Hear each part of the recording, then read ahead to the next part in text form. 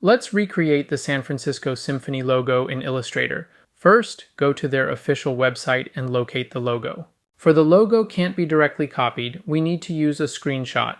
Use Command, Option, Shift, and 4 to take a precise screenshot of the logo, then paste it into your Illustrator artboard for reference. Start with the Type tool by pressing T and type out the words as shown in the original logo. Find a font that closely matches the logo style, something bold, condensed, and modern. Once typed, right-click and choose Create Outlines to convert the text into editable vector shapes. Then ungroup the text objects so each letter can be adjusted separately. Manually adjust the spacing, scale, and position of each letter to match the reference image as closely as possible.